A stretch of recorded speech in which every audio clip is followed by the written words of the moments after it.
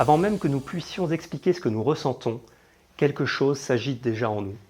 Une vibration subtile, un changement de ton, une tension que nous percevons sans pouvoir encore la nommer. Cette première étincelle préverbale, c'est l'affect. Les émotions sont des catégories que nous appliquons à l'affect et que nous partageons ensuite, tandis que les humeurs constituent les atmosphères diffuses à travers lesquelles nous évoluons sans toujours savoir pourquoi.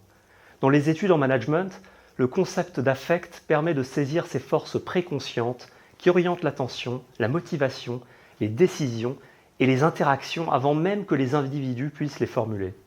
Des penseurs clés éclairent cette dynamique. Lacan relie l'affect au désir et à un manque intérieur qui échappe à notre emprise. Deleuze et Guattari le décrivent comme des intensités circulant à travers des assemblages humains et matériels.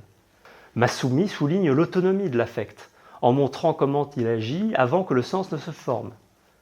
Fotaki, quant à elle, met en évidence que la recherche critique en management est elle-même affectivement liée au système qu'elle analyse. Étudier l'affect implique de prêter attention à des dynamiques subtiles, très réflexives et souvent invisibles. Tension, excitation, résistance, qui soutiennent l'action avant que la cognition n'intervienne. Les méthodes organisationnelles doivent s'adapter. Gherardi propose une ethnographie affective, attentive aux atmosphères, aux sensations et à l'engagement incarné, et pas seulement au récit verbalisé. Prenons l'exemple d'une équipe concevant une excursion virtuelle pour des étudiants en géologie. Les concepteurs ressentent de l'excitation, exploration, immersion. Les géologues éprouvent de l'inquiétude. Être géologue implique la boue, la météo, le contact direct avec la matérialité des roches. Le terrain numérique leur paraît vide. Les étudiants, eux, ressentent du soulagement. Le monde virtuel atténue les anxiétés liées au travail de terrain.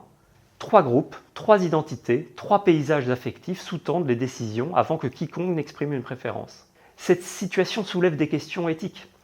Les individus sont affectivement vulnérables et ne savent pas toujours pourquoi quelque chose leur semble juste ou faux. Notre rôle en tant que chercheurs et concepteurs est de mettre en lumière ces forces silencieuses sans les exploiter, afin que les technologies résonnent avec ce qui compte profondément aux personnes. Pour conclure, Jeffrey Eugénide illustre avec force le caractère innommable de l'affect dans son livre Middlesex. Les émotions, selon mon expérience, ne se résument pas à un mot unique. Peut-être que la meilleure preuve que le langage est patriarcal est qu'il simplifie à l'excès le ressenti. J'aimerais avoir un mot pour la tristesse inspirée par les restaurants ratés, ainsi que pour l'excitation d'obtenir une chambre avec un mini-bar. Je n'ai jamais eu les mots justes pour décrire ma vie, et maintenant que je suis entré dans mon histoire, j'en ai besoin plus que jamais.